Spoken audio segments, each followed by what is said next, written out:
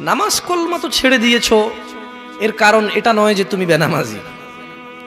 তোমার নামাজ কলমা ছাড়ার কারণ ভিন্ন। তুমি মনে করো আর কি তোমার মন চায় না, তুমি পারো না, তাই তুমি নামাজ পড়ো না। আসলে তোমার তাওহীদে সমস্যা। কোথায় সমস্যা?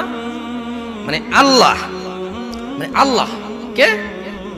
আল্লাহ তিনি যে তোমার হিসাব নিতে সক্ষম এবং তিনি যে তোমার হিসেব নিবে, তুমি এটা পরিপূর্ণভাবে বিশ্বাস করো না, তাহলে তো তুমি নামাজ পড়তে। তুমি মনে করো আর কি তুমি নামাজ পড়ছো না, তুমি গাফেল।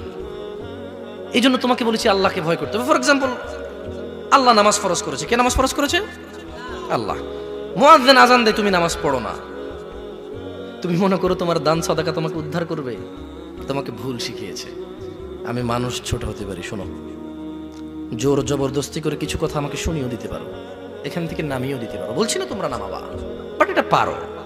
তবে মনে রাখবে, কথা যেটা বলে সেটা উল্টাতে পারবে না। কেন পারবে না জানো? কারণ এই কথা উল্টানোর জন্য তোমাকে কথা থাকতে হবে। মনে রাখবে, তোমার দান সাদাকা হিসেবই হবে না।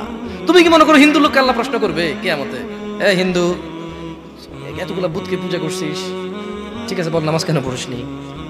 ও তো মুশরিক। বুঝুনি মনে হয়? এটা স্কুল, এখানে আমি পড়ি না, আমার কি পরীক্ষা হবে? আমার কি পরীক্ষা হবে? বুঝাইতে পারিনি মনে হয়।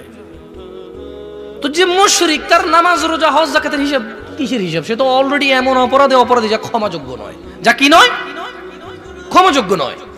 একজন বেনামাজি মানুষ, সে মনে করে নামাজ না পড়া শুধু নামাজ না পড়া, অথচ আল্লাহর নবী, যে একটু আগে বললাম, আল্লাহ বলেছে যদি তোমরা আল্লাহর ভালোবাসা পেতে চাও তাহলে রাসূলের অনুসরণ করো। রাসূল বলছে যে নিশ্চয়ই কাফের এবং মুশরিকের মধ্যে আর আমাদের মধ্যে পার্থক্য হচ্ছে নামাজ। তুমি মনে করো নামাজ না পড়া। ওই যে তুমি খুঁজে পাও না মুসলমান কিভাবে শিরিক করে, এই যে নামাজ না ছাড়লে শিরিক হয়।